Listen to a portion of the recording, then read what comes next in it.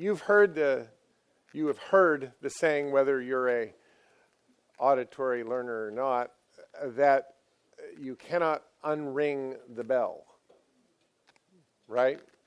And one of the topics that Dr. Shadow brought up that I found very, very useful really built off the concept of primacy and recency. A simple concept that really says that we pay most attention to what we experience first and what we experience last. What we are less attentive to is what's in the middle. This has found application in the streets of real estate in so many different ways over the years.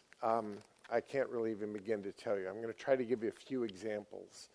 But I'll tell you that if I'm a teacher of real estate, this discussion has been a part of my dialogue for more than 35 years.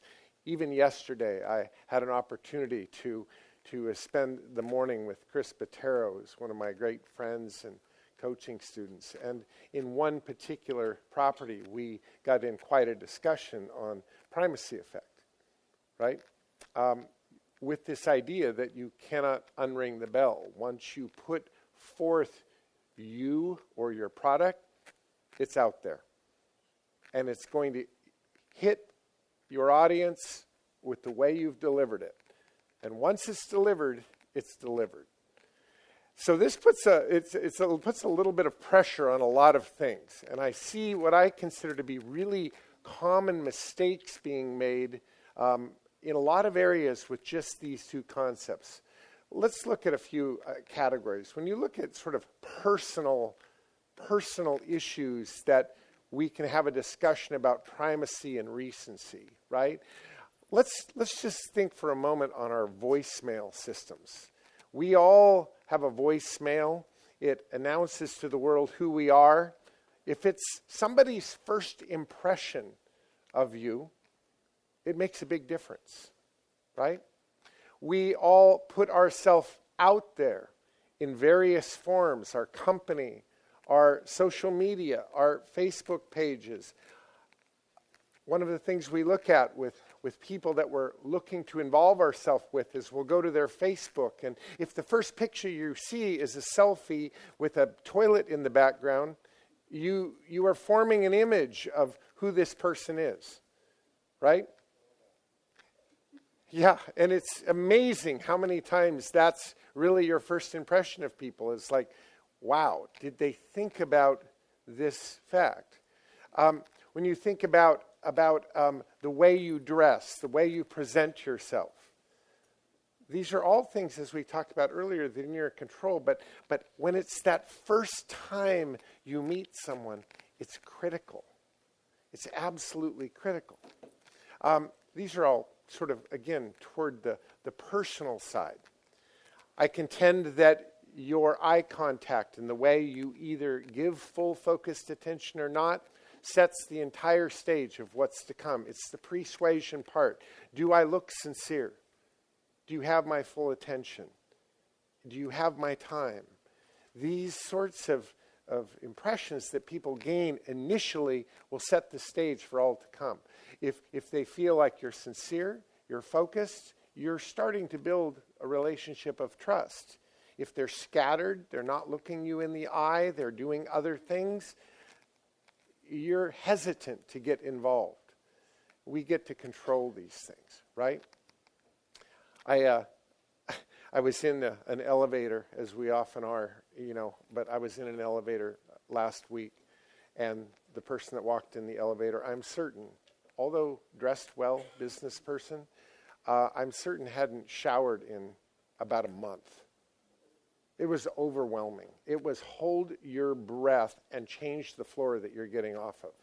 It was just that bad. I was going up to 14. I immediately pushed the next available floor. I thought I was going to gag. Again, you can't unring the bell. Personal hygiene, the way you present yourself, this is critical. In the world of real estate, I see so often people work really, really hard getting a product ready for market, be it ready to show tenants, be it ready to sell, right? Be it ready for an appraiser to come by and look it over. They're getting it ready, but they fall short of it really being ready. And where should we spend our time and attention and our dollars on our product?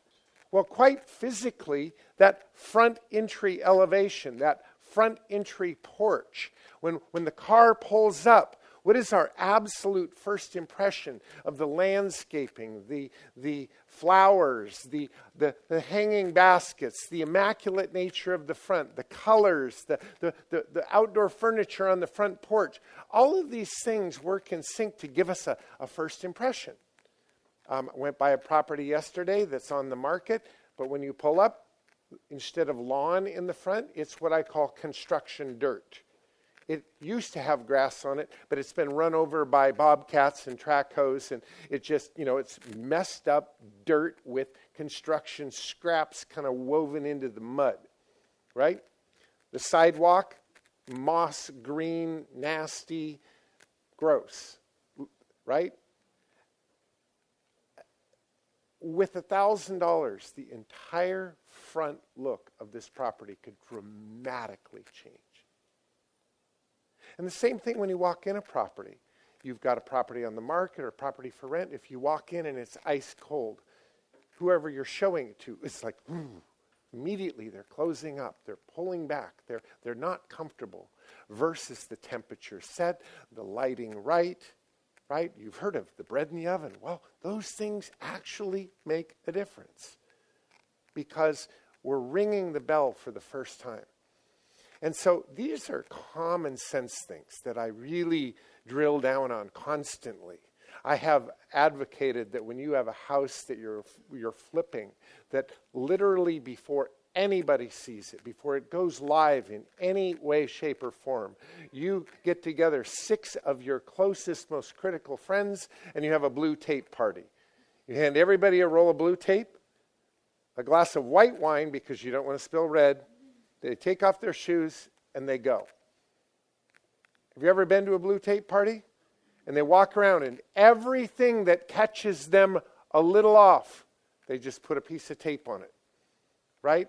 And then they'll explain it later. But they go through the outside, the inside, everything, but most focused on that entryway and that first impression. When you walk into the entry door, walked in one yesterday where all of the beautiful turn-of-the-century woodwork was all dark mahogany, just absolutely beautifully stained dark mahogany, and all was in sync, and all the wrap of the beautiful door and a beautiful pocket door, turn-of-the-century, everything's dark mahogany, dark mahogany, dark mahogany. And then they installed a new railing to go up the stairs, and it's a round Home Depot piece of shit railing that wasn't even stained. It was just like, ta-da! Right? And it was like, oh. You look around and then you just go, oh, what happened here? Why did nobody catch this? This is just, this. And now that I'm critical, I'm looking. Oh, you've cut a corner there. Right? You didn't get that right. Well, what else didn't you get right? And I'm looking. And we become critics really quick. Versus, you had me at hello. You've heard that phrase. You walk up the front porch, it's all working. It's all beautiful. You open the front door and that entry is just like, wow. Now, if you see something that conflicts, your first impression overrides it. Versus if your first impression is off, you're looking for the next thing. Right? I see this every day. Play this first one. Listen to me. Every day. This is the storefront of your life. The first impression. Reach the voicemail box of 20631600070. At the tone, please record your voice message. When you are finished recording, you may hang up or press pound for more options. Can you imagine this being the storefront of your business? The first time anybody ever is communicating with you, this is what they get. Now this is electronic communication. We all have it, but I contend that it's cold, it's distant, it's impersonal. It says, I may not want you to get to me, right? Leave a message. It could be worse, because it could be your message. I've played back messages for students that say, hey, yo, you know what to do with the beep. See ya. Well, I'm calling you because you've said you want to buy $1 million building for me, and that's what I get on the phone? You see, you've just disqualified any marketing you've ever done. I'm not taking you seriously. You're a punk. Goodbye. Right? And yet there are ways to do that really, really right. Listen to this one. You've reached the voicemail box for Katrina Eileen. Katrina is not available at this moment, but please leave your name, number, and a brief message, and she will return your call as soon as possible. Thank you, and have a good day. Bye-bye. A little bit mysterious, right? Don't you want to know this person? You're drawing in. Who is that voice? Very professional, and just the right amount of mysterious. You're impressed. You go, tell me more. Listen to another one that's good. You have reached Nick Danikin, and I am unable to give you my full focused attention at this time. If you would leave a message, I will call you back when I can do so. Thank you so much. Simple, to the point, but expressing, I want to give you my full focused attention. And unfortunately, at this moment, I can't. Right? I like that. I'll wait for your full focused attention. Right?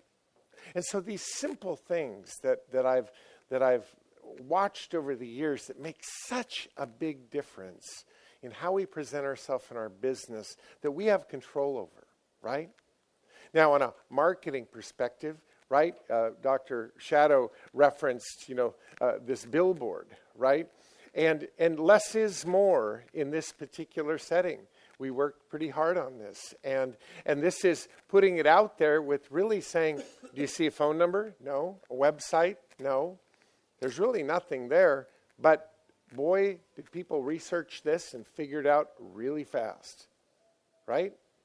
And in the real estate world, at least, real estate's never been marketed this way, ever.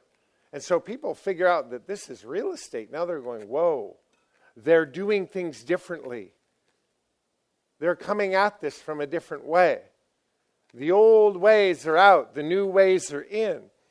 And this was exactly the impression we were targeting, right? And this set the stage for another billboard that directed them to a white party. I'm not suggesting a white party works everywhere, but it really worked. We had 850 people show up at a white party just because they needed to know what the hell this was all about. Those are clients. Those are people that we can do business with, right? And so again, the mysterious coming at this from a different way.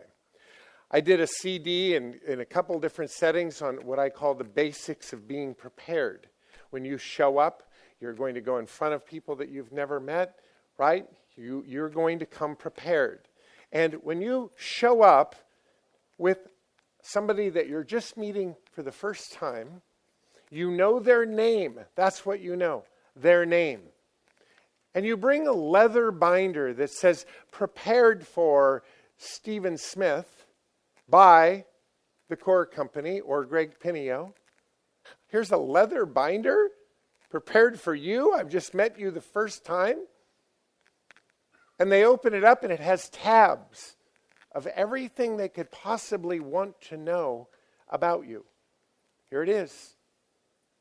We're going to do business. You know I'd like to buy your building. I'm knowing you're going to want to know about me. And so let me put something in front of you that's in my control, right? That's done right. It's very professional, so that you go through it and it's all right there. I do the same thing with anybody in terms of borrowing money. I remember walking into Washington Mutual with Carlin and handing her the notebook. And I said, well, I'd like to talk to you about future loans. I'd like you to take a look at who I am and what I'm about. The notebook was this thick. It was a leather bound, prepared for Carla Mitchell, Washington Mutual. Here you go. Look this over. 3 years tax returns, this, that. I know what they want. You know what they want. But here it is proactively and organized. And she looks at this and goes, are you kidding me? She took this right to loan committee, set it on the desk, it went around there, and it was just, what does he want? Let's do it. We've never seen this before.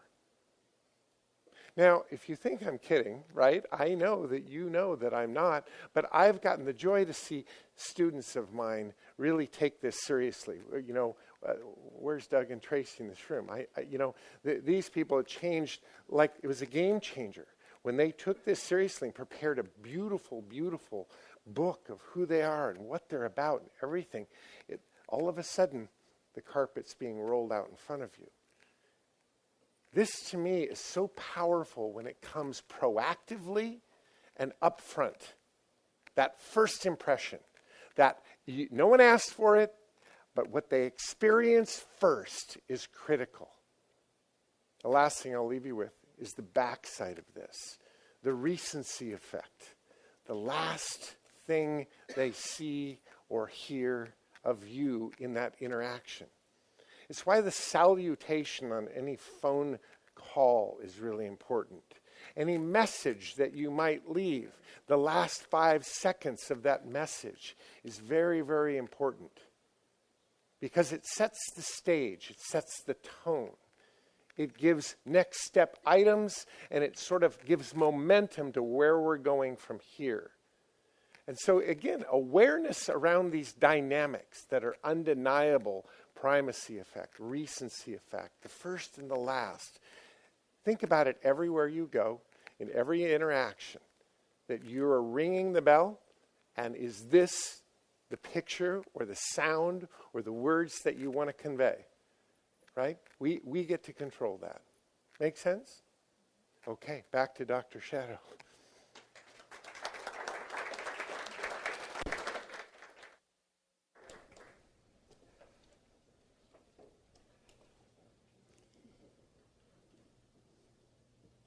How many of you grew up in a family?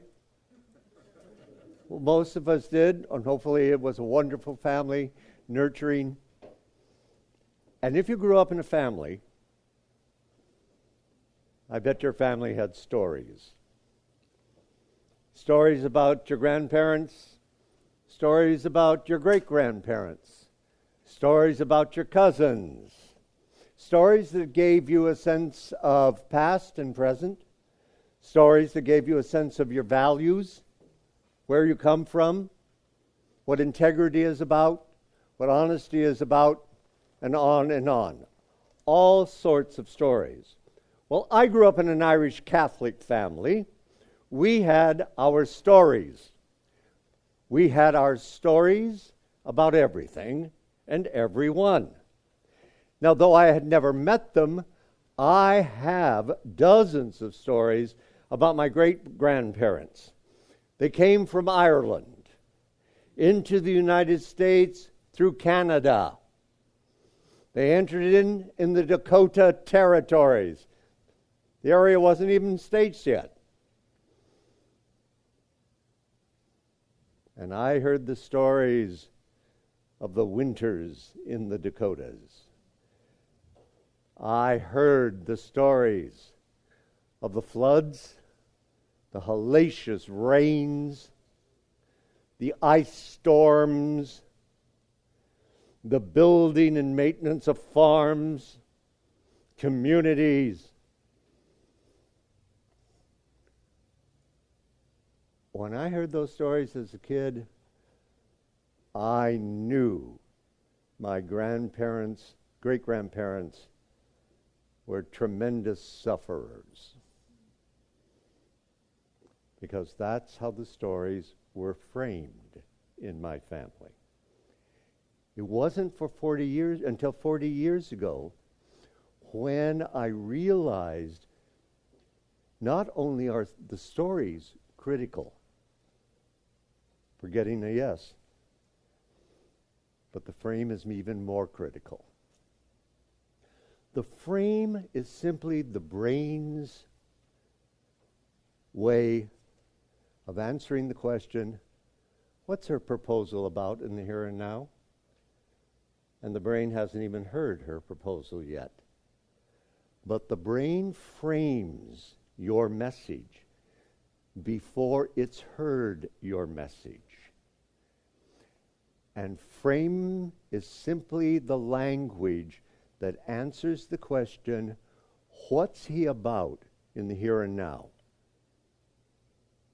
And the brain comes to an answer to that question before it's ever completely interacted with him, listened to her proposal completely.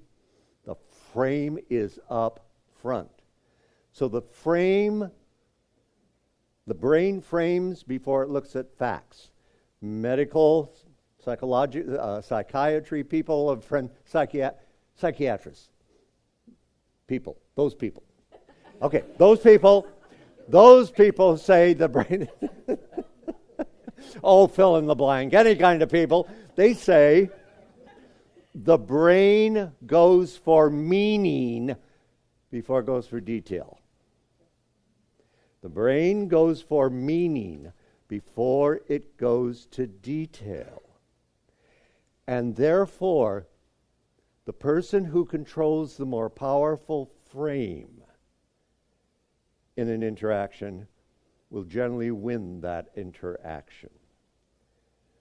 Because people base their responses on frames. In my Irish Catholic family, there was actually a frame about life. And it was it's a metaphor. Life is a vale of tears. Pretty neat childhood, huh? Okay. You were right. It was a wonderful childhood. But my family's frame about life was that don't get ticked off when things go sideways on you here. Perfection, total joy, etc., that's the next life. This life in my family was framed as a veil of sorrow, a veil of tears. Get over it. It's going to happen. Move on. So there was actually a positive sense in my family. So we didn't sit around moaning constantly. Does that make sense to you? Yet, the whole frame is sorrow, suffering. It was 40 years ago when I joined colleagues in the research that has become the research on framing that I realized, good heavens, my great-grandmother was phenomenal. She was courageous. She was a woman of faith. She was tenacious. She cared about her community. And you know what?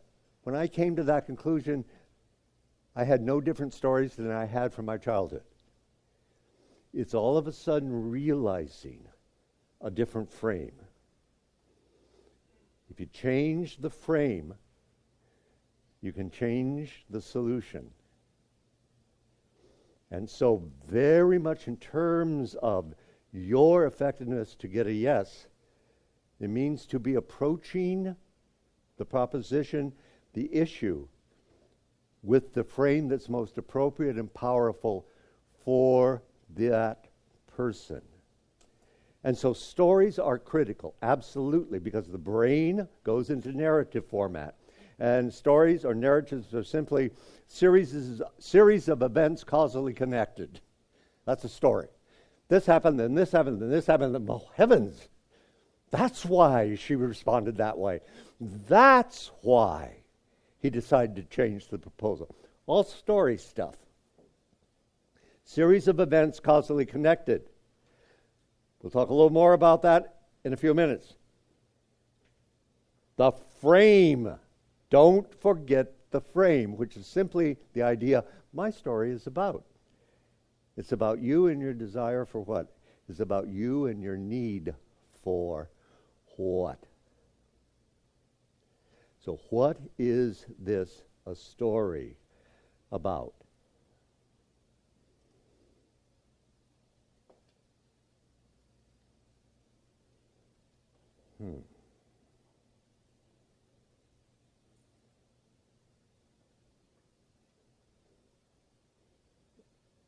ever hear of Howard Schultz?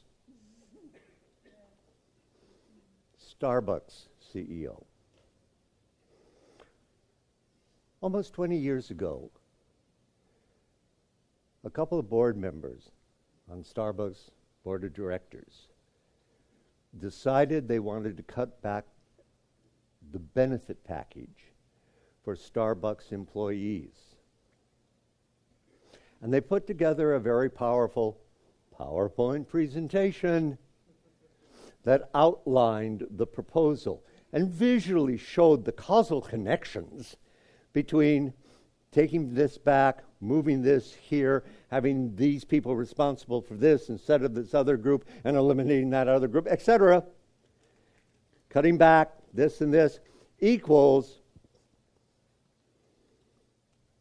profitability and sustainability. That was the frame for their proposal. This is a proposal to make Starbucks continue to be profitable and sustainable. Now, can you think of a more powerful set of framing words for a for-profit board of directors than sustainability, profitability? I can't.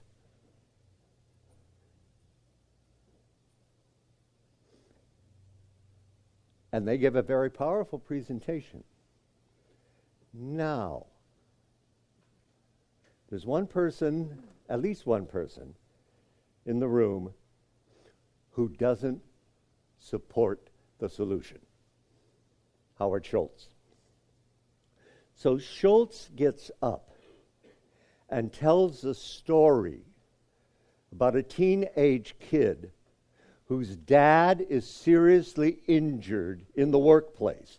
Breaks his back, he was a delivery person, breaks his back, and the family does not have the financial wherewithal to make sure that the dad got all of the medical treatment that he needed in order to survive. And the dad died. And Howard Schultz shares, no Starbucks family has to ever go through that. None whatsoever. You know what? Starbucks is going to remain and become one of the most profitable and sustainable companies on the face of this planet. And you know how we're going to do it? Invest in our employees. Because the Starbucks experience is more than our beans. The Starbucks experience is an employee looking at a customer in their eyes and saying, welcome, welcome Shannon, and knowing Shannon's drink and having it prepared, having conversation with Shannon as the beverages and the orders are being taken. He said that's the Starbucks experience, and that experience with the quality of our products will keep people coming back again and again and again. It's our employees. And he won the day. The benefit packages stayed the same at the time. Now, your choices constantly are embrace the powerful frame that you know exists in the brain of the other person regarding this kind of issue, or help them reframe the issue when what they think the issue is about is in fact not what you want it to be about, think it's about, and will not get them to think of your solution. Did what I just said sound sensible? Reasonable? Okay. So, whoever has the more powerful frame in the brain of the people from whom we need a yes, that person's going to win. Almost always. So the question becomes, what's the most powerful frame on this issue for this audience?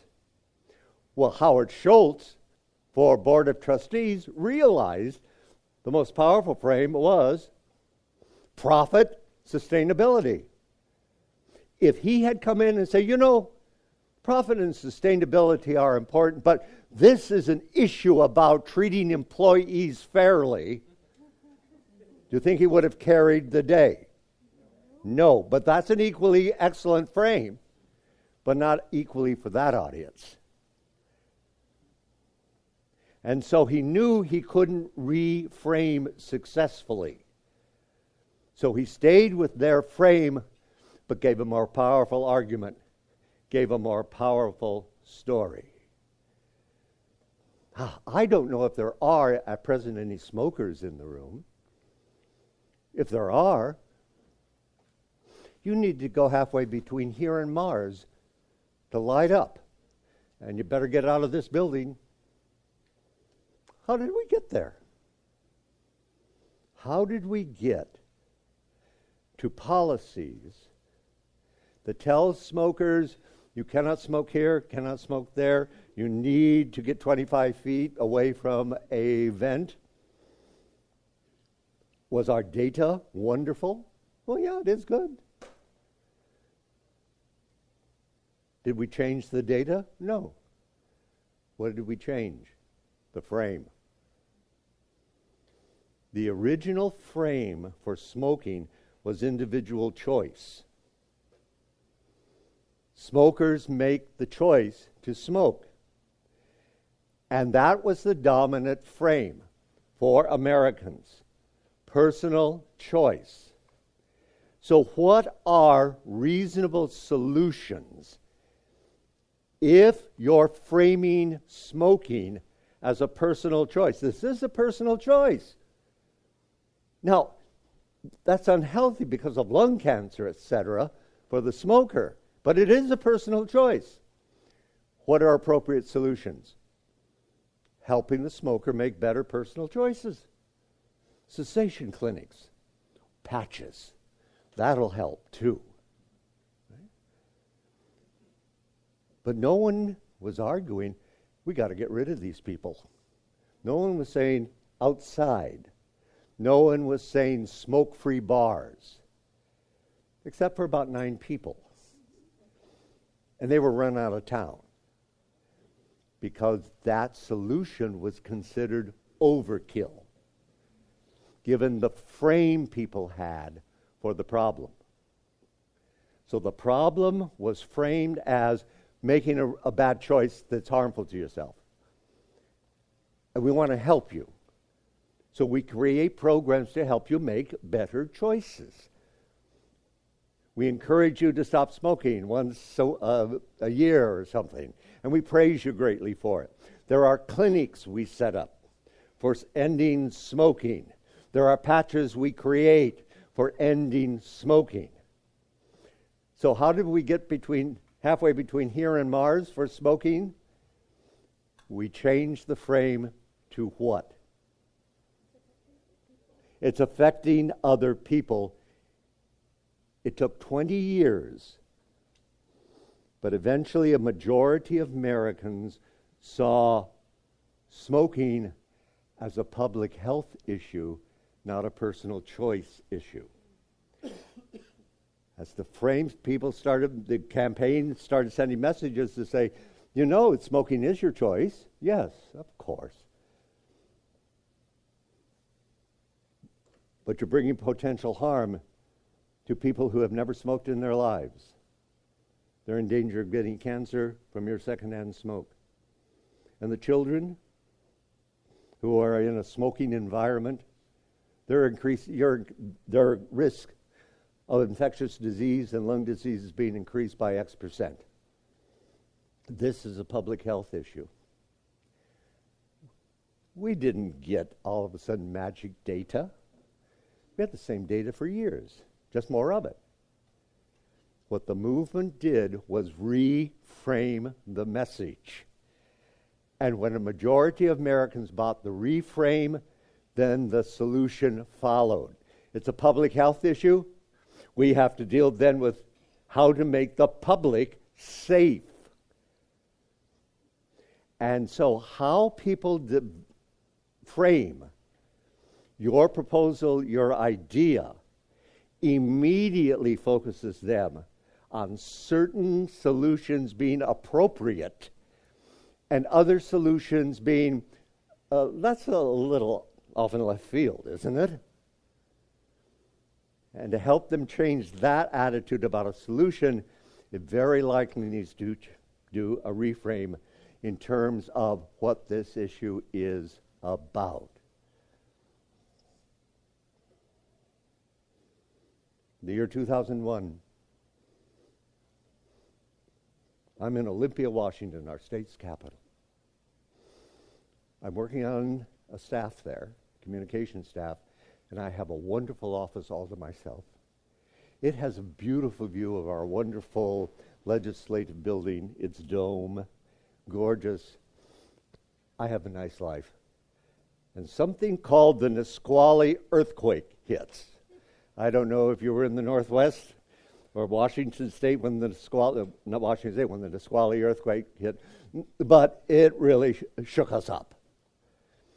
And the dome of the legislative building in Olympia came off its foundation during the earthquake, and through miracle of heaven, came right back down on the foundation.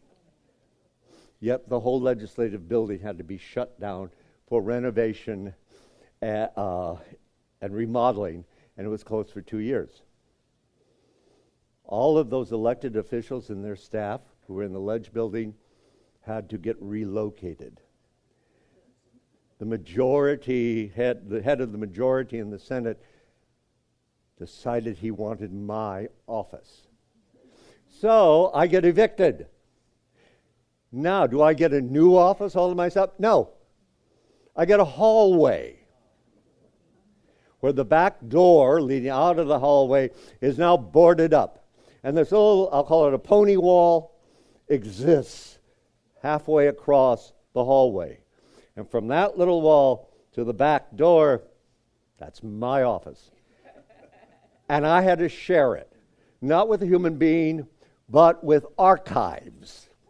Boxes and boxes of legislative archives get put back in front of this now blocked off door.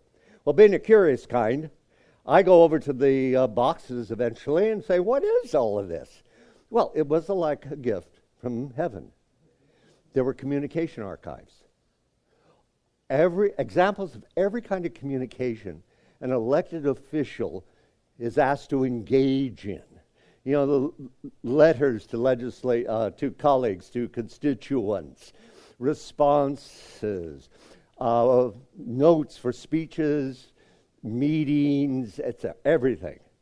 So one day, I grab a box from the 80s, and I open it up, thought, wow, these were all notes from the Republican caucus of senators.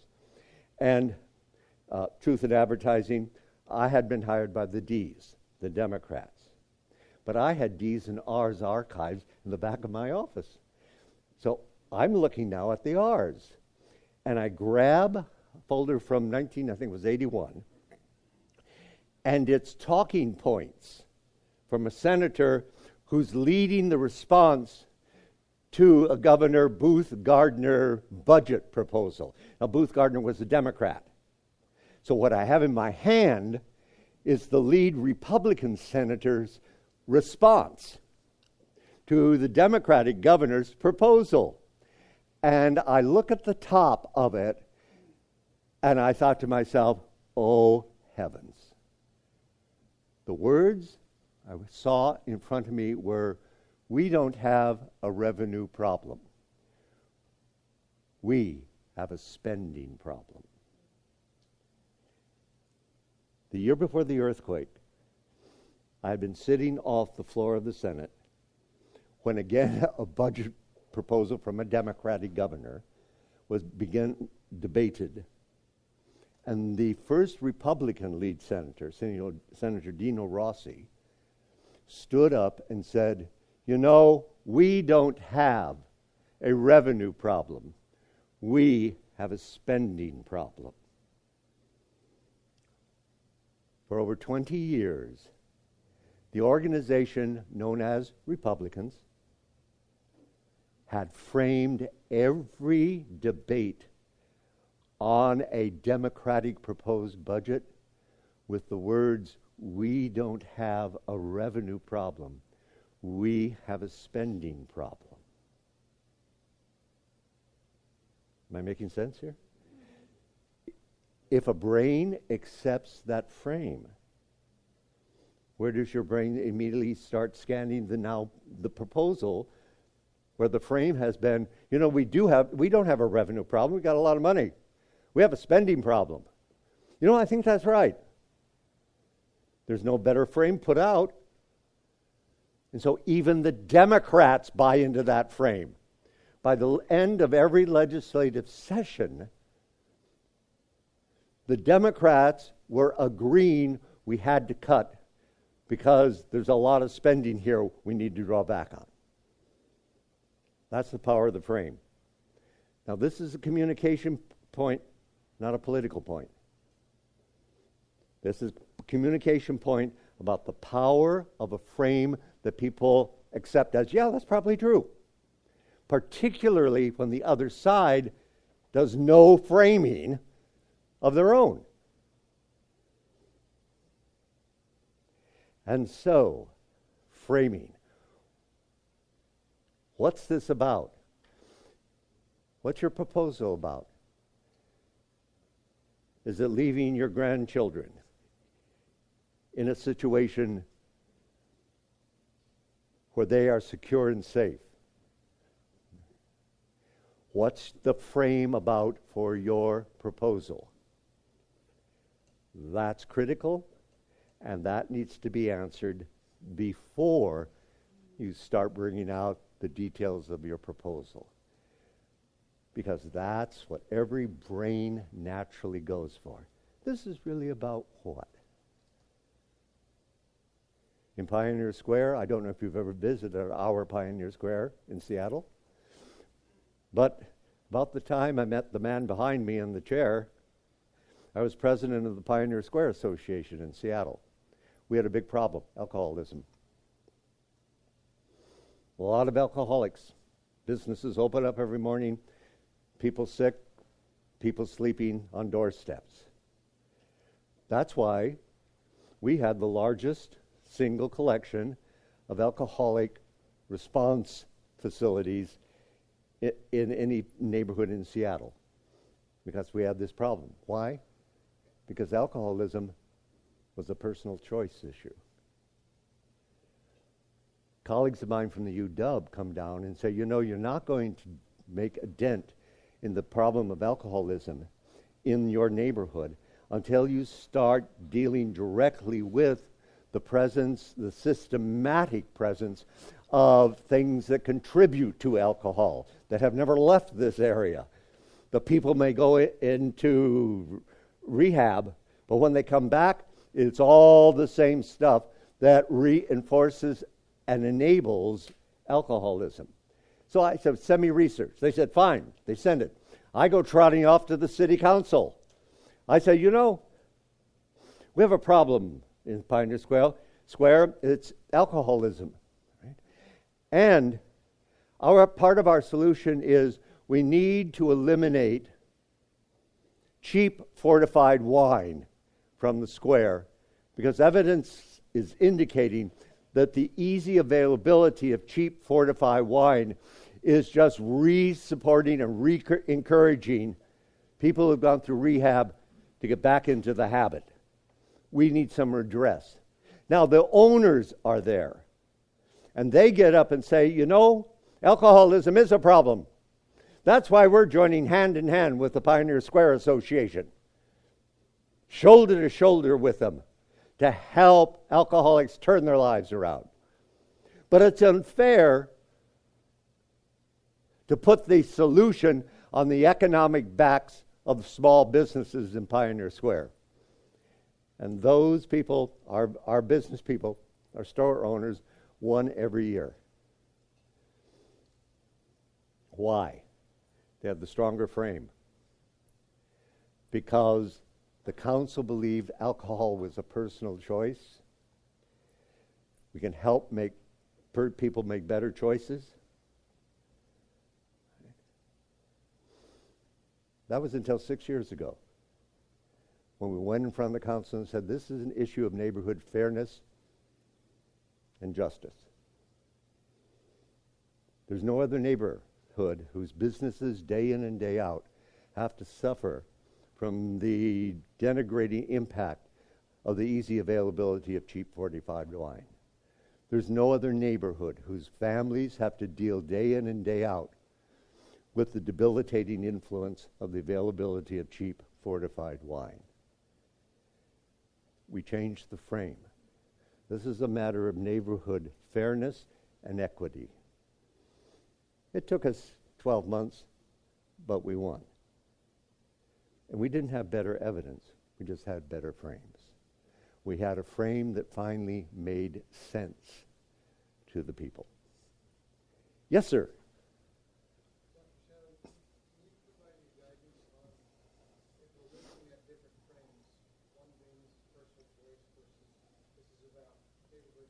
Mm-hmm. How to determine which frame you might want to go with that might provide us a stronger argument? You have to sit down and first think about the people from whom you need the yes.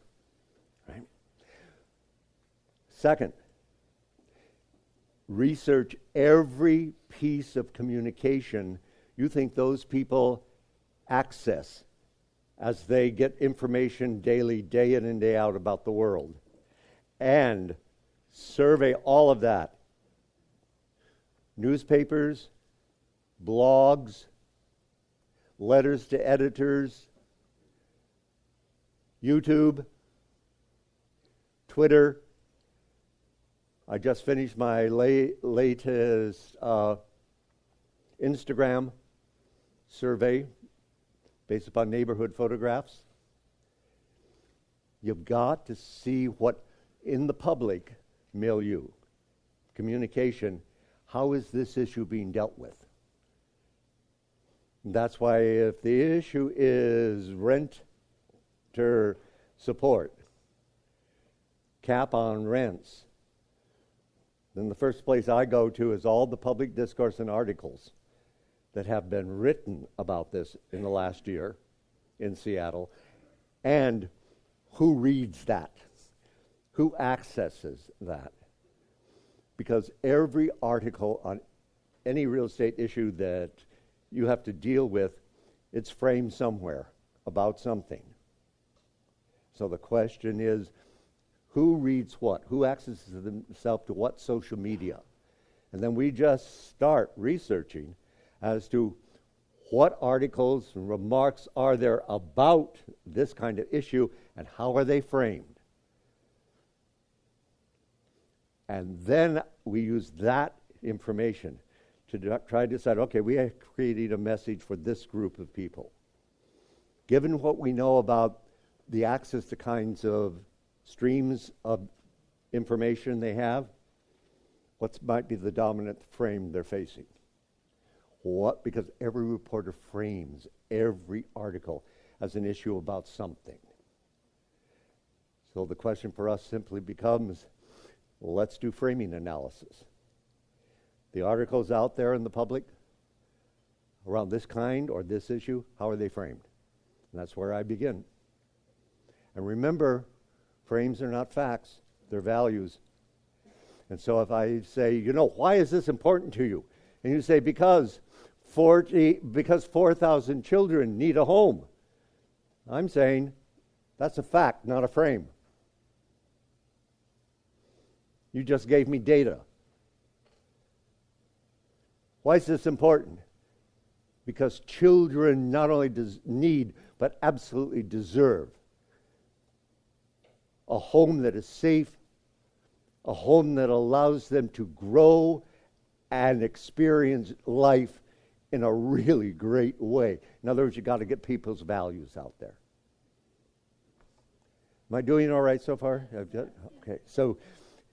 So many of my friends, like a heat-seeking missile, lock on to data as the core of the argument, the presentation, and totally ignore the frame for the presentation. But every brain in the room will have framed. Yes? When you said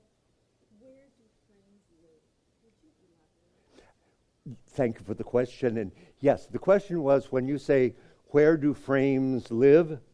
Would I elaborate? Absolutely. Here's my elaboration. They're in your head. They're in the synapses of your head, and they're in the synapses of mine. Our brain automatically frames. It is one of the aspects of having learned language. Our frames, or I can put them another way, our values that guide us in our lives, in the decisions we make, those are our frames. And the value words they have. I mean, what's a big frame for me? I grew up as a Boy Scout. You leave your campsite better conditioned than you found it. I find myself doing that constantly. At home, in the neighborhood. You know, we go out on a picnic. Boy, that Boy Scout frame, value frame kicks in. Okay, no, we don't leave it in this condition. The values in our head are our frames. They help guide us in what the world is like and what to see. And our brain immediately frames the messages of everyone else. Surely. Okay, so let's just say the frame of saying achieving great wealth and abundance. Okay, that's a frame, right? Mm-hmm. The frame of success. Then why is it important? Because I want to provide for my family, because I want to feel accomplished, self importance. But where they live in your head, but they're based in the heart, because it's a value base. Correct. The two, but it's the brain that works it out in terms of talking about it, presenting it. So it is an absolute value. And depending on which value you go forth, see, I would begin with the values of family, children, future, our security. And then I would use the idea of building community wealth, building your family's wealth, as the way to accomplish and achieve those values. Yes, sir. Maybe Greg could expound on that and how we could use it in our real estate business. I will in a minute. Okay. Is that okay? So, the frames are critical. Let me move to story. There are major aspects to story. So a story is a series of events causally connected. Story has parts, and I've written them out here. Here I go for myself. All right. Every story, in a big story, has parts. First of all, who's the hero of your story? Who's the protagonist? Who is the hero? These can be your heroes. You are not. You are not the hero of your story. It is either a young couple with their first child, a person who works hard and plays fair, children who want to purchase a home for their parents, senior parents who want to leave a legacy for their grandchildren. Who's the hero in this narrative? And they are. And so the question becomes identifying who they are. Then the question becomes, what are the hero's values? That is, what do you have to choose from to create a frame for your presentation? Values: a sustainable investment, making a profit, nurturing our family's environment, legacy for our children and our grandchildren. This is framing language. You want to hear more framing language?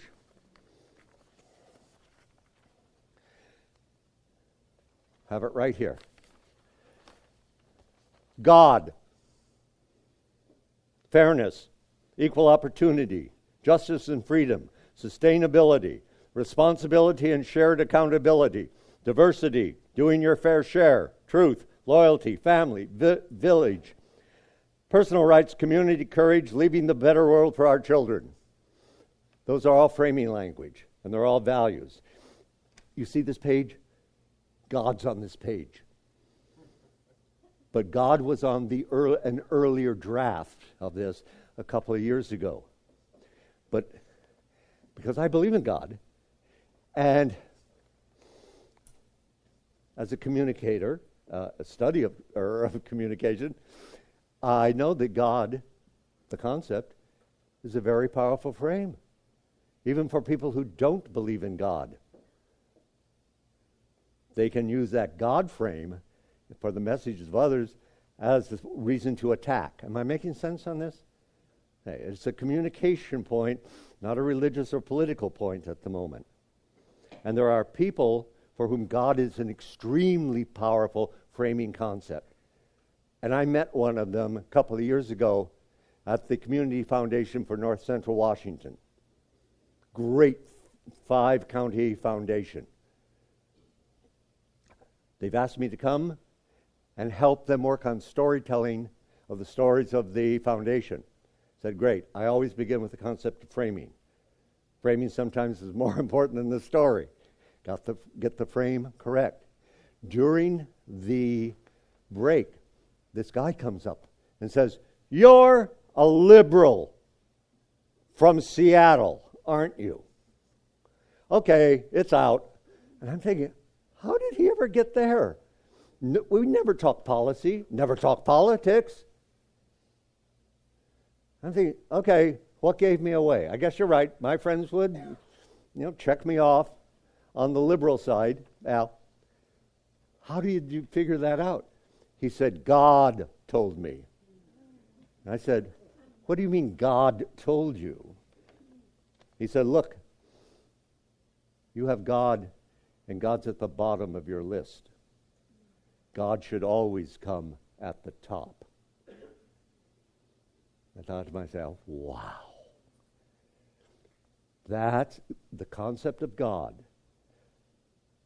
Must be a very powerful frame for this gentleman and his decision makings in his life. Is it the will of God? So much so that he scans the list. And I was very proud that God was on my list. I got God. But boy, the location on the list, communication, God's the top. It's like, all right, now I know this guy's dominant frame. If we ever have to negotiate anything, by God, God's going to be there. Yeah. And so, those values, that's where the frames come from. The quest. What does the hero want to accomplish? Equity, financial worry-free for our grandchildren, a safe and secure home while building equity. What is this quest about? Next, what are the threats? What stands in the way of the hero accomplishing what the hero wants, what the quest is about? Threats could be mental attitude. We're on our own. There's nothing to help us. That could act as a threat to fulfilling a goal, a desire you really would like, but there's a threat in your head that makes it really difficult to move on that. No matter how hard we work, our family has no financial security. There are lending regulations which specifically work against you, the hero. Zoning regulations and covenants. They are threats to your getting what you want. There are always threats. And part of what Greg is sharing today is basically, okay, I identify some of the threats to the hero getting what the hero wants. And then we develop solutions for moving through those threats. Next area. Tools. What's available to assist your hero? That's called your proposal. These are the tools available to assist your hero. Now, who's the villain? Because all stories have villains. And the villain doesn't have to be a person. It could be a system, a policy. And so, personal mindset of lack of information can be a villain in my head. Banks, lending institutions, I understand nothing about that, and they become villains in my head sometimes. The people who make the rules. I don't know how many letters I've said to rule makers, known as electeds, and regulators, because they've done something, and I consider that a threat to people accomplishing goals they have. And so that gives us legislatures and, since my mother passed away, condo boards. Why do you not want new windows in the condos? These were put up 30 years ago. I'm having mixed reactions about condo boards this year. But and what is the villain using to carry out the threat? Unwillingness to accept new information, lawsuits, refusal to hear the petition, all sorts of how is the villain carrying out the threats. And so every story in its fullness has all of these parts. We could spend an entire university quarter thinking on and working on this. There's no question about it. But the undeniable truth, as I told Dr. Shadow, this was an email that I sent him a while back, right? As we're talking about this, that you're dealing with multiple personalities and multiple belief systems constantly. Everybody has a place they're trying to go. Everybody is fighting a battle you know nothing about. That's a Mr. Rafus quote. Every person you meet has a different hard drive of belief systems, pre-existing frames in their mind. And you have to work within those frames.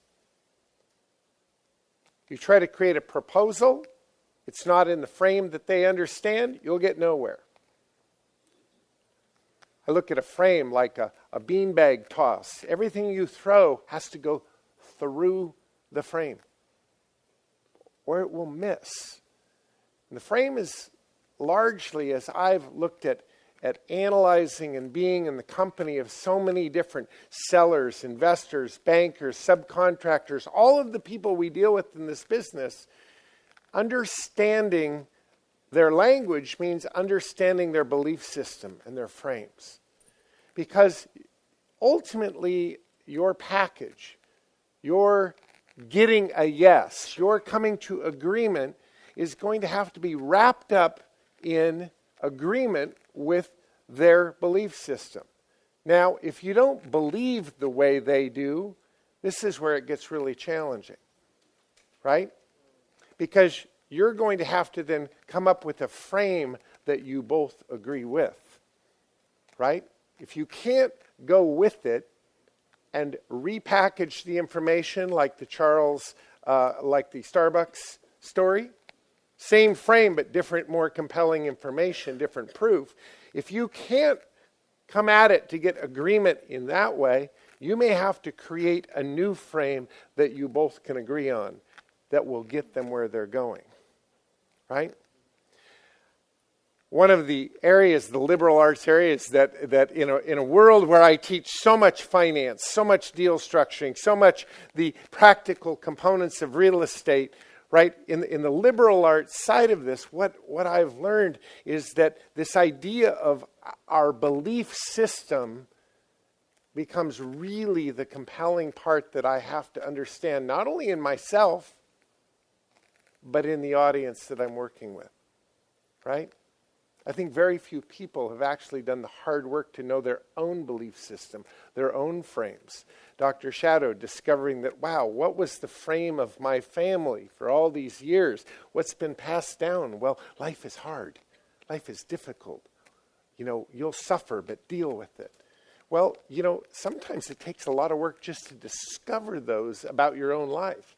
And when you discover them, you do have the power of changing the frame, which changes the results, as we know, right? So I look at this in a lot of different ways. Story comes into everything that I do, but it's really not useful unless you're looking at what's the story that the seller is seeing and trying to play out. One example might be this couple. I went to this house, and they called on a bird letter, and I showed up. And I sat down, and I walk in the home, and there on right as I walk in, there's a picture on the wall, and undeniable, this is their daughter because it looks exactly like the mother, right? And I went, wow, this is obviously your daughter. Now tell me, does she live locally? And he says, that's the problem. No, she has moved to Hawaii. We miss her like we can't even explain. She has an apartment already rented for us 2 doors down from her own, and we should have been there last month. And that's everything to us. We have to get to Hawaii to be with her. We miss her so much. Okay, well, you see there's a lot of things going on right now. I said, talk to me about how I can help. Well, we need to sell our house, and we have one offer that's been given to us already. And he handed me the offer. And may I look at this? And yes, please. And I looked at it. I actually recognized the buyer who buys a lot of houses in Seattle.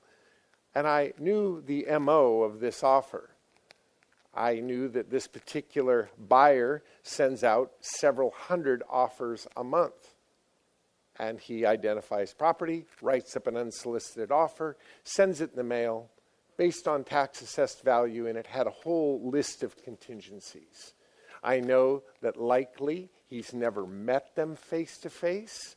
I know that likely that he really is going to be adjusting that final offer when it comes time to going through all these contingencies. And so knowing a little bit about who this offer is coming from and how it likely worked, I asked a few what I thought to be rhetorical questions. I said, Louis and Beth, let me ask you, when you met with this person who's wanting to buy your home, how did that interaction go? And they said, well, we've actually never met him. Oh, you've never met him? Well, has he given you feedback on what he feels about your home? Well, he's never been in our home. Oh, gosh. Now, of course, I'm looking surprised, but I'm not. But I'm like, oh, I'm looking confused, like, oh, that's interesting. Huh. Wow. Well, let me ask you a more important question. I think you've made it very, very clear to me that you want to sell your home and you want to be in Hawaii. And in order for you to go to Hawaii, your home needs to sell and close, and you want to tidy this up, and you want to go to Hawaii. Oh, that is absolutely it. That's everything to us. And I said, do you mind if we sit down and as someone who looks at a lot of this kind of paperwork, I might be able to walk you through what's known as contingencies. Do you know what that word means? No, not really. Could you explain it? Well, it's if this checks out, we'll move forward. If this checks out, we'll move forward. If this checks out, we might move forward.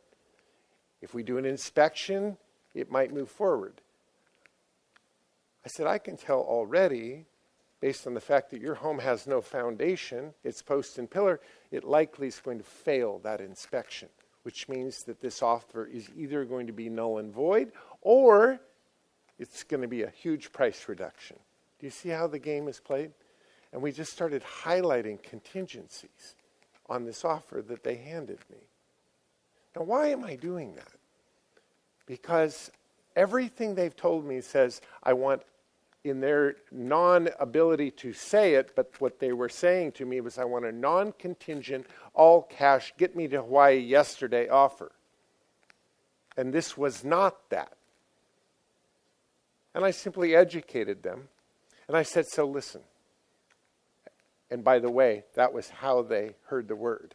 It wasn't, I'd like you to picture this. It was, listen. I'm hearing you say that you absolutely want to go to Hawaii. This offer, you might get to Hawaii. My proposal would be you'll absolutely be in Hawaii with your home closed, done, and you'll be there in a week. Do you maybe want to go to Hawaii? Or do you absolutely want to go to Hawaii? You see, it wasn't which offer was better in terms of dollars. That was almost irrelevant. It was destination. It was their currency. It was their belief system that we were talking to. That's what we were addressing. And they said, we absolutely want to go to Hawaii. I gave them a very fair price. We closed in a week. And I took them to the airport, right? Literally. Here's your check from escrow. Let's get it in a bank. Let me drive you to the airport. Gone. Bought it as is. Anything they wanted to leave, they left. That was it, right? So for me, this translates in a lot of ways. And the difficult part is trying to sometimes adopt people's frames. Now, in this case, their value system lined up with mine. I totally understand that you want to get to there to be with your daughter. I have kids. Absolutely, we speak the same language. Let's do that, and I'm all in belief. But sometimes someone will give you their roadmap, their vision, their story, and you won't be able to get your head around it. It will make no sense at all to you. But it doesn't matter if it does to you. It does if it does to them. Here's an example of that. I had a couple houses down right near this one, and this home was actually across the street from another home that I owned. And this home is in Edmonds, just north of Seattle, and it's on 400 feet of Puget Sound waterfront. It's got 400 feet of beach, 2 acres. The house sits on a point. It's got an unobstructable 200-degree view. Absolutely spectacular. There used to be a ranger station lighthouse on the property way long time ago. Very cool piece of property. An unbelievable view. And the salt water and the air and oh my gosh, right? Well, these people lived there for about 20 years, and on a sunny Sunday morning, they took a drive up to the top of the hill, and they literally followed the open house signs and the balloons over a new development. And they drove in a new development, and there was an open house of spec townhouses.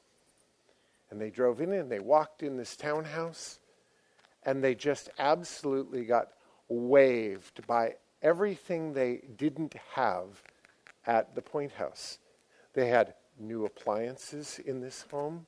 They had new plumbing. They had, when you flushed the toilet, they had sewer systems here. There wasn't a septic tank that you wondered if it worked. The electrical system was brand new and worked. All new paint colors, new carpets, everything brand new. And they just were taken away by, wouldn't this be amazing to have brand new? I mean, look at the list, right? I'm looking at this list going, are you telling, and they came back and they flagged me down across the street in a house that I owned across the street. They said, hey, Greg, let's get together. Can you get together in a minute? Because we've just decided we found the home of our dreams. Everything we've ever dreamed of, it has. And so we're going to sell our home, and you've always said you might want to buy it. Do you want to buy it? I about passed out. And when I went down to meet with them, I said, talk to me about what you're thinking. What is in your mind about what you're doing? Oh my gosh, Greg, let us show you the brochure. Here it is. And I'm seeing, 1,822 square feet, 3-bedroom, 2-bath, townhouse, 2-car garage. You can pick your colors, oyster beige, alabaster bone, or, right? And I'm in a mental disconnect of, you are wanting to sell your 400 feet of Puget Sound waterfront with an unobstructed view with the coolest property in the Northwest for this? That's what I'm thinking. And this is where I think the training has come in from Dr. Shadow is your belief systems, at least in that moment, are very different than theirs. I would never sell this home to go buy some spec house on top of the hill. But that's where getting out of your own way and your own belief systems. This is their story. And they were packed and living there in their mind. It was now just up to me to put them in the car and get them where they're going. And they were so motivated. They were so motivated. How can we have this done like immediately? We can actually buy the open house model if we work quickly. And I'm like, then we need to work quickly. But it was a mental, stasis. But it was that recognition that people are so different in their story and what they want to do. And the offer to buy their home got extremely creative with the underlying financing and private financing and split notes and partner bringing some money in and an assumption of an existing loan. And it was really a complicated deal. Like, it was a 400 level class offer that I put in front of them. Do you think it mattered? Do you think they completely understood it? Was there any hesitancy on their part to sign it? Did they want an attorney to review? No, because it would have taken 2 days.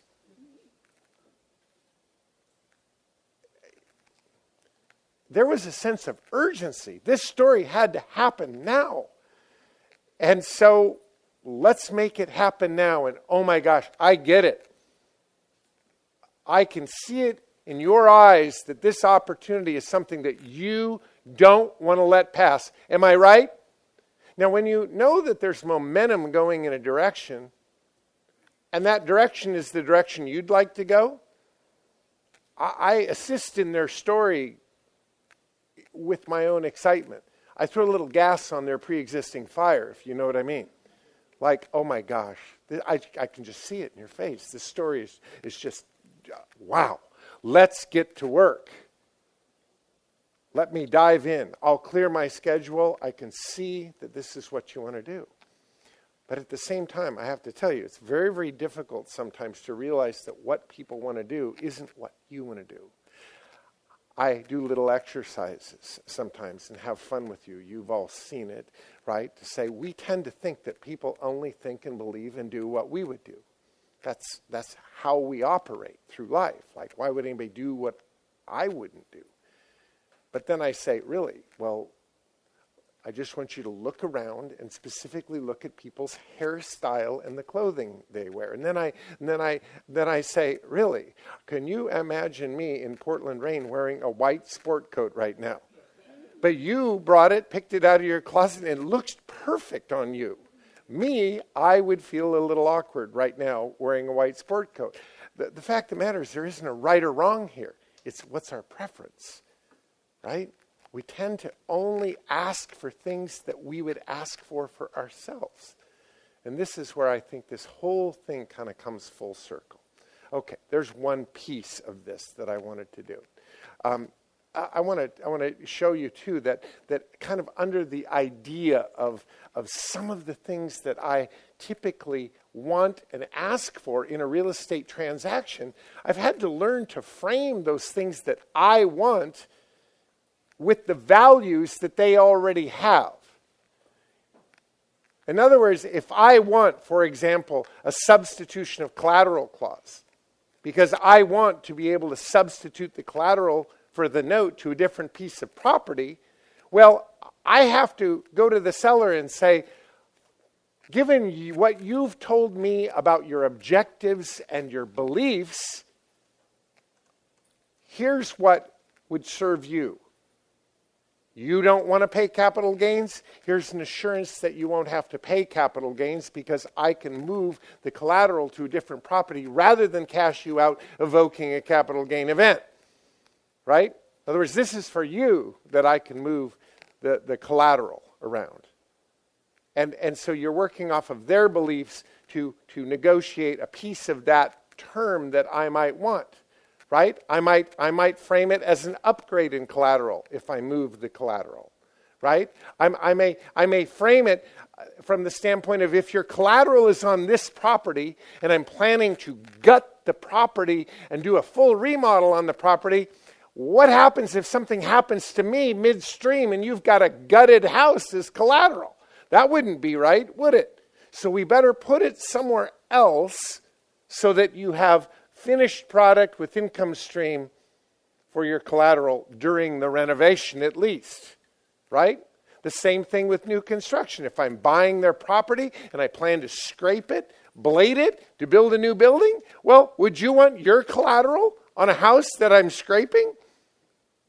But do you see how it serves me to take their collateral off of that property, put it on a different piece of property because now I have a free and clear asset to go get a construction loan on and build a building? How many single family homes have I scraped? All free and clear because I took the note and collateralized it somewhere else. But that was a good thing for me. But did I frame it that way? Did I present it that way? No, putting your collateral on this asset that I'm going to bulldoze wouldn't be right. Let's do the right thing and move it somewhere else. That's consistent with their beliefs, their value systems. We want to have good collateral for our note, right? So again, and there's all kinds of what we might call the lettuce and tomatoes, right? All the different terms, right? For example, an exchange of note clause. If I'm going to take a note and slice it up into smaller notes and collateralize it with different properties, well, what is the frame that they may believe in that I can say this is why we might want to do that? Well, maybe it's the frame of diversity. Maybe it's the frame of spreading your note amount, your loan amount out over a lot of assets is a wider stance. You see, and you believe in diversity of investment. I understand that. Here, let's do it this way because of that belief system. There's always a way to do it. More examples, right? If I'm asking for a first right of refusal clause. Now, some of you are not even familiar with what these clauses mean, but a lot of you really are. You've studied it, and I know you have, right? But a first right of refusal clause, I might present just simply out of courtesy. If by chance I sell the note in the future, right? If you decide to sell this note, I may be a buyer for it. Matter of fact, I'd like to first look at it to at least say no. A first right of refusal. And so it's out of courtesy that I'd like to do that, right? The same thing with like a favorable interest rate. I can frame this by asking the questions, tell me about the other investments that you have, right? CDs, money markets. What are they achieving? And all of a sudden now the interest rate isn't my idea. It's kind of a pre-published going rate with other institutions. And it sort of takes this thing off me. And if they have other investments in those areas, I can assume they've signed off on it already. I'm using their current belief system in my favor to say, wow, you've got other investments at Bank of America in a savings account. What are they giving you in that account? They say, oh my gosh, like 1%. Well, if I give them 3%, I'm a hero. Right? Are you getting the idea with all of these various things? A delayed closing. A lot of times I want a delayed closing. I want it out there. But am I going to say, I want a delayed closing so I can figure out where to get the money to buy this? No, that's for me, and it doesn't bode well on my credibility, right? But if I say, what I've heard you say is that you want to close downstream a bit so that you have time to do these things. I've heard you loud and clear. Let's accommodate that. And all of a sudden now, something I may want comes into the deal being put forth as something that they've expressed would benefit them. Make sense? Now, I know that so many of these clauses and these terms, right? A lot of you, I know that I knew that I'd run the risk of moving through a lot of these things quickly, that some of this might make any sense at all to some of you, but I know others have studied it well. The idea is that everything that I'm trying to achieve in the negotiation of a property or a loan or whatever, I've got to start with the other side. And their belief systems that are pre-existing are how I've got to work within that, right? Or agree on a new frame that we both have agreed on.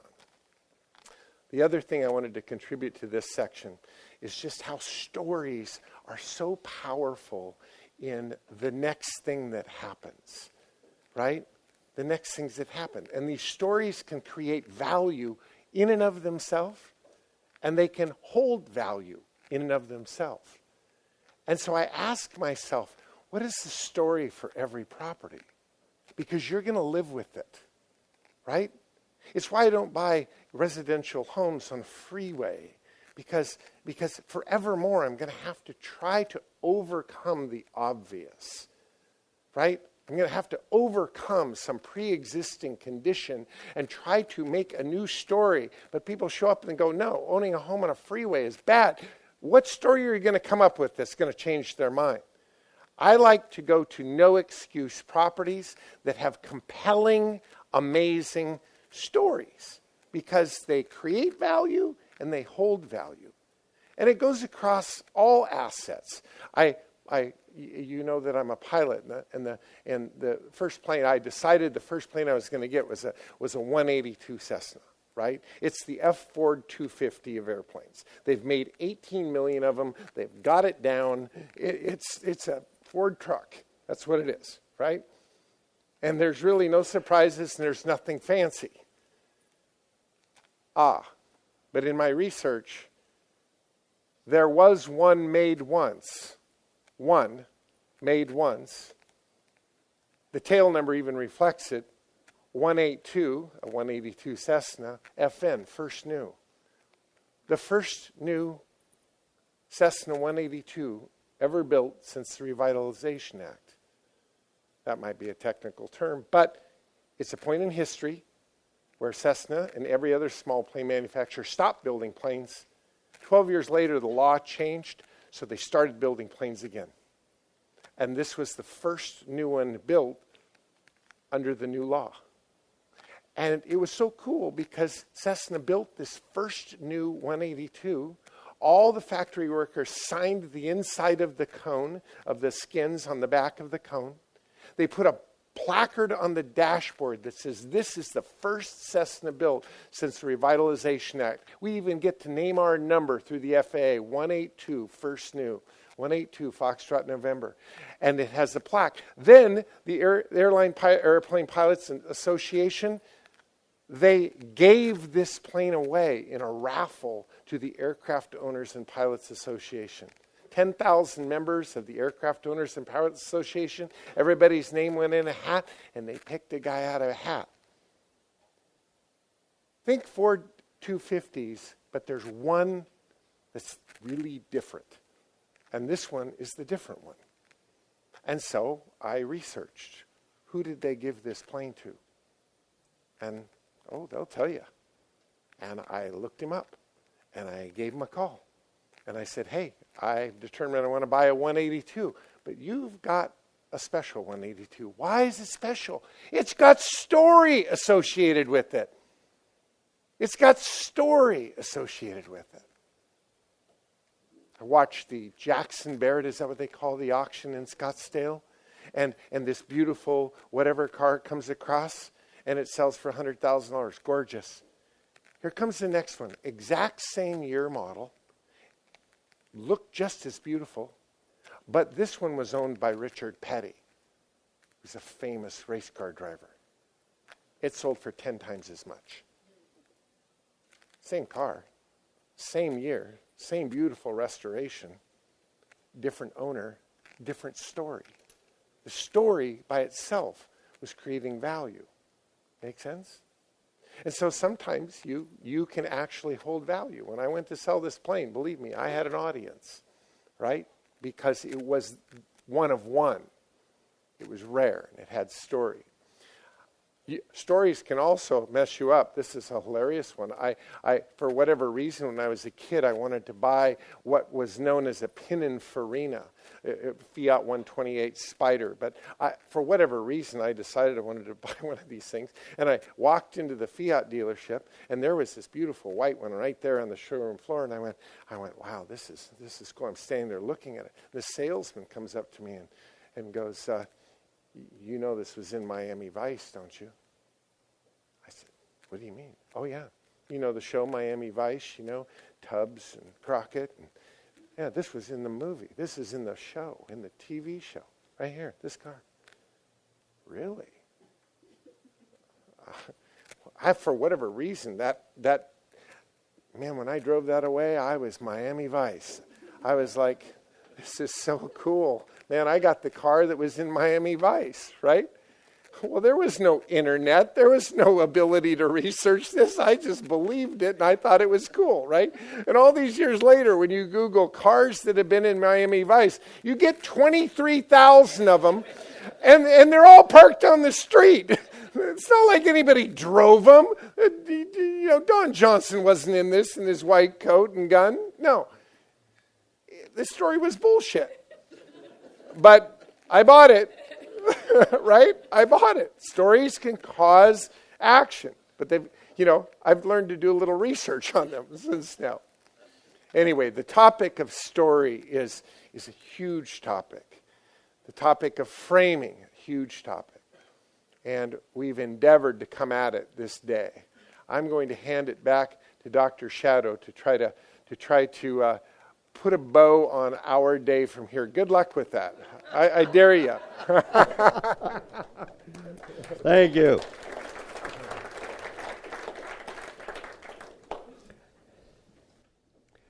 Well, since Greg began the day by referencing the rhetorical tradition in Western thought, I think I'll go back there 3,000 years. The earliest definition in Western European literature as to what human excellence is found in the Iliad. And the hero Achilles is being sent away to study to be a hero, to achieve arete, which translates human excellence, to be the best human being possible, the hero. And what he is told is simply, you must become a speaker of words and a doer of deeds. That's the earliest definition of human excellence in the Western European tradition. There are other definitions of human excellence in numerous other fabulous traditions. I happen to be the PhD in that one. And so my background simply says, all right, there's one definition I know of, and I've studied a lot as to what that might mean in that culture thousands of years ago. Speaker of words and a doer of deeds.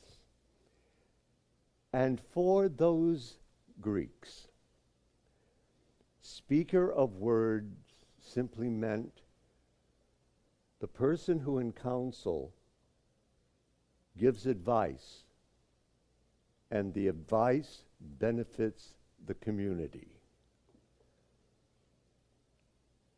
That's the speaker of words, the definition of a hero. Half the definition. When you talk, do people benefit from your advice? And that's the question I pose to you. What kind of hero are you? When you open your mouth and when you talk, do people benefit from your counsel? Do people benefit from your words? Now, the ancient Greeks were a result culture, which means your intention mattered for nothing. If you gave advice and it was bad advice, you are not a hero. We acted on your advice and we suffered because of it, you are not a hero. And that's the result edge of Western European thought. Motivation, intention means nothing. Ancient Greeks were a result-focused culture, which comes with a really sharp edge to it.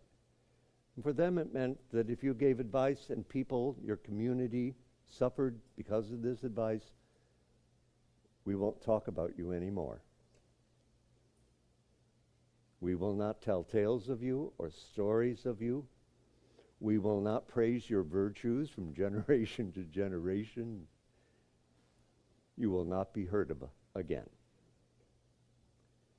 But if when you give advice and people benefit from it, those are the things of which legend and story and heroes are made. The other half of the formula was a doer of deeds. Now, for the ancient Greek culture again, it means when we get attacked, you beat the hell out of everyone else. A result culture. And specifically for their component for doer of deeds is the warrior hero. And again, because they're results, you better not lose a battle. If you lose a battle, you probably are not the quality of a hero. And so there are many upsides and downsides to which the ancient Greeks have in terms of, for them, what constituted a hero. But the bottom line is always this. People benefit because you're there. They don't get betrayed. They don't get cheated on. When people say, I'll follow you, that's a bond of trust and mutual agreement as we go into war. When people say, your advice sounded so wise, we'll do it. They have now given you their bond of trust and expect the same thing back from you. So at the beginning of this morning, Greg talked about agreement from the ancient Greek persuasion. The word is pytho, to persuade. And she was a semi-goddess. And to pythene simply meant we're in a situation of now of mutual agreement and trust. I trust that I will benefit and not get harmed by your advocacy. And you trust that I will stay true to my commitment. In Greek, then, it would be said, they're in persuasion. They're in mutual agreement based on an understanding and a commitment of trust. So, What's my attitude about you guys? Someone just said, who gives a shit? Okay. But I will not point out who that was. Well, from the work yesterday with some of you and the meeting today, listening to you, you have the potential to be the hero, the speaker of words and the doer of deeds, the speaker of wise counsel and advice to your clients. And when you help them see why this can work for them, and they say, I agree, you're bound to them in a mutual agreement and trust. And you follow through on that. And you do good things for them. And you're more often effective than non-effective. You all more often bring benefit than non-benefit. Why? Because you never give up on your craft and your discipline. You're constantly thinking audience. What are the needs and values of this family, this new couple, the grandfather who has a month more to live? And you think deeply and sincerely about them, and you realize, as Achilles realized when he was sent away, there are a lot of skills necessary to be a hero. And you're spending your lives day in and day out learning more and more about the skills necessary to be a hero in your communities and in your profession. When you give advice, people benefit. When you say, let's sign here, people benefit. And so today has really just been revisiting that list of skill sets for real estate heroes who bring benefit to people and families and communities and never lose that focus, who realize that when they talk, there's an element of integrity that must be present. For them, there is an element of truth and commitment constantly. That's the hero, and that's you.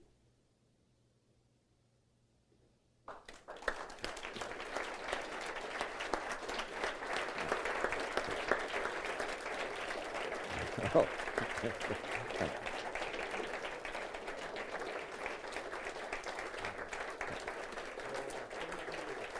I couldn't agree more.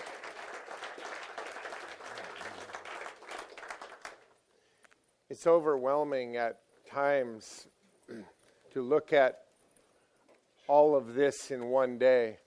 Again, I've had 42 years to consider every one of these points and what it means and how to play it out, and I'm still learning and I'm still practicing. But what a day. You should be asking a couple questions. And I'm gonna get to this as real and on point as I can. Why do we do things like this? Why do we gather like this? Why are we here? Why did you catch a plane? Why are we taking notes? Why are we recording this? Right? I know everywhere I go there's a lot of skeptics as to what I do and how I do it in terms of I'm a teacher, I'm a guru, I have CDs that you can listen to. Immediately that puts a bad taste in people's mouth, and I'm very aware of it. But I hope to overcome the answer to that with really a consistent message being put forth out there that I think is proven by so many people in this room. Why do we do what we do? Why do we really do what we do? And to me, it's best expressed by this picture of simply looking at this and saying that I believe that being mediocre sucks. I believe we're created to be extraordinary and have extraordinary lives. When you look at this, you don't say to yourself, I know you don't, oh, there I am, that's me, right there. You don't say that. You relate to and are drawn to the one in the middle that is outstanding, that's different, because you're unique, you're the one-off. You see yourself that way, you live your life that way, you want extraordinary in everything that you do. I feel beyond blessed that the umbrella of real estate entrepreneurship has allowed me to do so many things that are extraordinary. It really is that simple.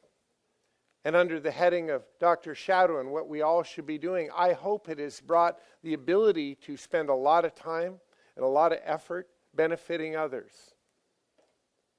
Shauna allows me to catch a plane 100 to 200 times a year to go do my thing, as they say.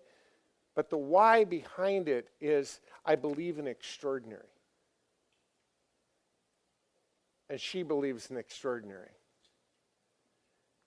And we come at this in a lot of ways, but really 5. How do we come at this? It has to have structure. It has to have some kind of outline. When you know really why you're doing what you're trying to do, you do it very fearlessly. And so how we go at this really is covering what we believe to be 5 areas that we have to cover. 1, how we think. If we don't cover the topic of mindset and how we think, we won't get to step 2. Mindset and how we think is everything. Our belief systems, understanding those that open or close the door of possibility, that lead to intention, that lead to opportunity, that allow the toolbox to live, that gives us extraordinary results. You know the model. I've preached it big time. But mindset, and how do we go about putting that in front of you? Well, every week I get to be in people's head. Every week with Capital Club. I have not missed a week in, 5-something years. Every week, a lecture on this stuff that we want you to know, right? That's it. Shauna spent a lot of time writing an incredible book. Be sure you grab a copy of it on the way out. I want you to take it home and read it. But it's designed under the heading of how we think to challenge you. So we do that, right? The next thing we major in that we really believe in, it's why we do what we do. How do we do it? Well, is the topic of relationships, right? Shauna teaches a conference every year, the women's conference that draws women together, and boy, do they hash it out. They have incredible discussions and they dive in, right? We have, what we call a 2-on-2 intensive for couples, where she and I get to go away with couples and really work hard for a few days. We've done it with some of you in this room. And we work hard on a 45-page outline of how we can thrive as couples, right? Really intense, but all with the same heart of trying to do things that matter. The study of the toolbox is the 3rd area that we absolutely have to address. If we don't know our toolbox, in this business of real estate entrepreneurship, wow.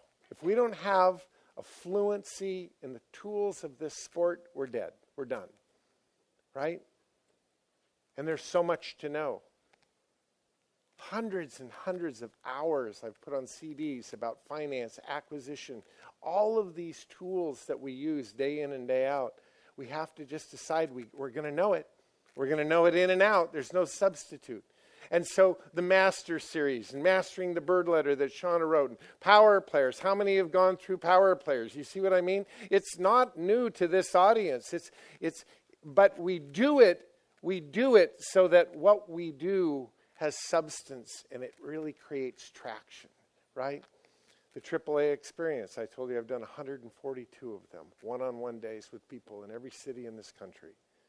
It's the most intense, kinesthetic, hands-on thing that I can possibly come up with. I fly to your city. We spend a full 12-hour day. Here's every bit of education I've ever created. And then it rolls right into the next thing that we believe in, which is the mentorship side, right? Getting an opportunity to be one-on-one in your world and really dive in. My gosh, I got to spend, 2 days this week with Brett and Lindy. They're great coaching students of mine. You dive in. You dive in and go, well, here we go. Now we're a team. Let's see if we can really get things going. And I look at how many of you have I been in one-on-one coaching with? You see what I mean? Again, what a familiar crowd, right? But this is why we do that, because it's part of what we're trying to do that answers our why. And the last category is this idea of camaraderie and motivation, right? Camaraderie is right here. It's gathering. If there was no content to this day at all, I would argue that gathering is worth the price of admission. It's motivating. It's encouraging. Swords sharpening swords is so important, right? And this All-Star Intensive in Las Vegas is primarily designed for camaraderie and motivation, to hear the stories of Don Iman and Bo and all of the presenters that have ever presented at the All-Star. How many people have presented at the All-Star? You see what I mean? A lot of All-Stars in this room. And we hear the stories, and we hear the battles, and we feel the scars, and we connect with each other, right? It's huge. And every couple years, the power players go away, just the alumni. Just if you've been to Power Players, and we go, wow, do we go have fun, right? This group knows how to have fun. This last year we went to Cabo San Lucas for a week, and we had some content, but boy, did we have a lot of fun.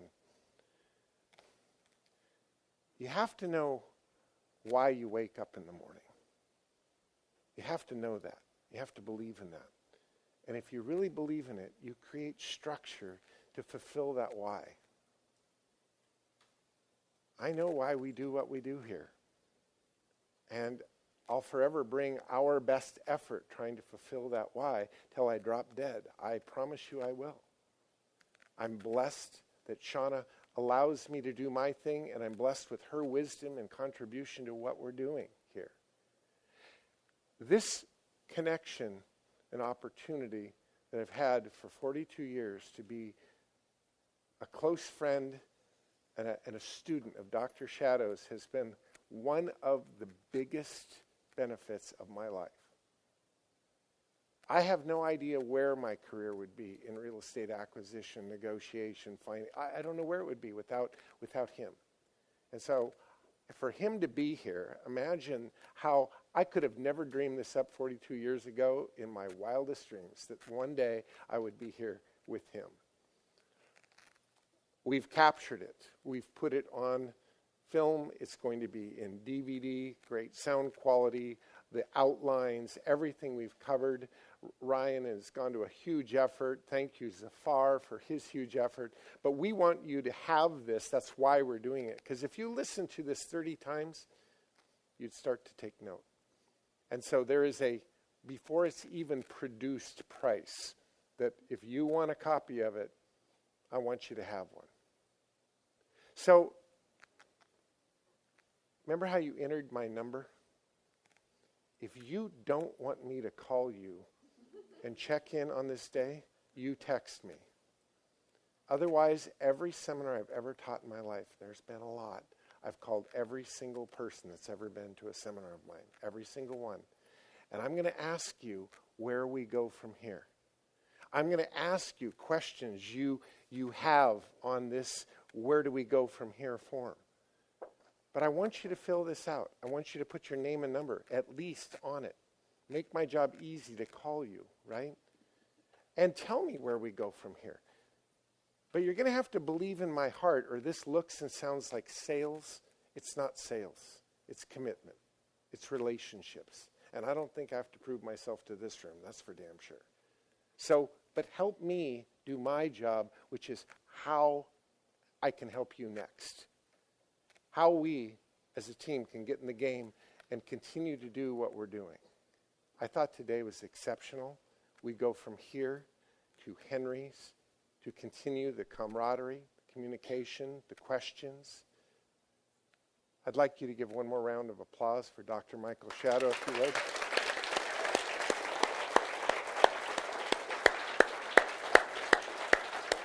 Thank you, Dr. Shadow.